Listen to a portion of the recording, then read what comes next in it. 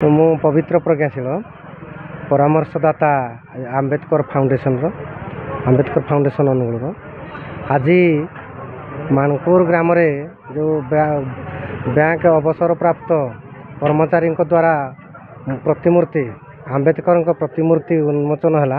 ସେଥିରେ ଆମେ ସମସ୍ତେ ଯୋଗ ଦେଇଥିଲୁ। ଇଏ ଆମ୍ବେଦକରଙ୍କ ପ୍ରତିମୂର୍ତ୍ତି ଏହା ଅନୁଗୁଳରେ ପ୍ରଥମ ନୁହେଁ, କିନ୍ତୁ ଅନୁଗୁଳରେ ବିଭିନ୍ନ ଜାଗାରେ ଆମ୍ବେଦକର ଫାଉଣ୍ଡେସନ ଦ୍ୱାରା ବିଭିନ୍ନ ସଂଗଠନ ତିଆରି ହୋଇଛି।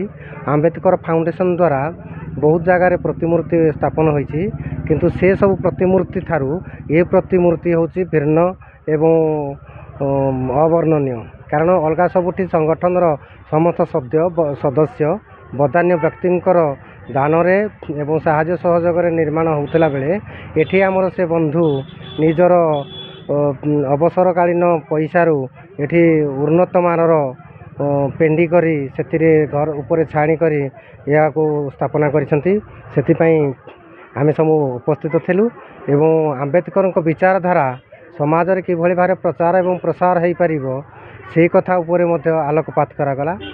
ଏବଂ ଆଉ ଅଧିକା କହିବି ଯେ ଆମ୍ବେଦକର ବିଚାରଧାରା ସମାଜରେ ଯେଉଁ ଲୋକମାନେ ଅସ୍ପୃଶ୍ୟ, ଅବହେଳିତ, ଲାଞ୍ଛିତ ଏବଂ ସରକାର ପ୍ରଶାସନିକ ସ୍ତରରେ ସବୁ ପ୍ରକାର କାର୍ଯ୍ୟକ୍ରମରୁ ବଞ୍ଚିତ ଅଛନ୍ତି, ସେମାନଙ୍କୁ ସଚେତନ କରିବା ପାଇଁ ଆମ୍ବେଦକର ଫାଉଣ୍ଡେସନ ଯେଉଁ ପ୍ରୟାସ ଜାରି ରଖିଛି, ସେ ପ୍ରୟାସରେ ଇଏ ଏକ ଅଂଶ ଏବଂ ଆମ୍ବେଦକର ଫାଉଣ୍ଡେସନର ଏହା ଏକ କୃତିତ୍ୱ ବା ସଫଳତା ବୋଲି କୁହାଯାଇପାରେ।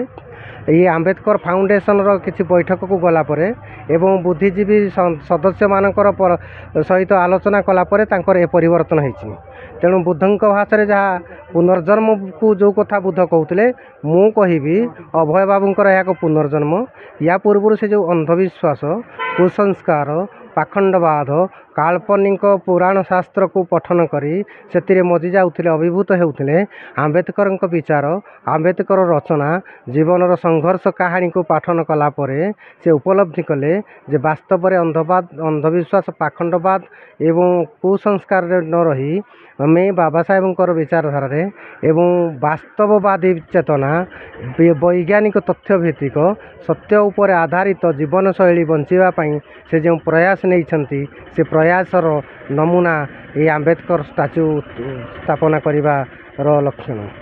ତେଣୁ ମୁଁ ସେଥିପାଇଁ ତାଙ୍କୁ ଅନୁଷ୍ଠାନ ତରଫରୁ, ମୋ ତରଫରୁ ମୁଁ ଅନେକ ଧନ୍ୟବାଦ ଦେବି ଏବଂ ଯେତେ ଧନ୍ୟବାଦ ଦେଲେ ମଧ୍ୟ ତାଙ୍କ ପାଇଁ କମ୍ ହେବ। ପୁଣି ଥରେ ଆପଣମାନଙ୍କୁ ସାଧୁବାଦ ଜଣାଇ ମୋର ବକ୍ତବ୍ୟ ଶେଷ କରୁଛି। ଜୟ ଭୀମ, ନମୋ ବୁଦ୍ଧାୟ, ଜୟ ଭାରତ, ଜୟ ସମ୍ବିଧାନ।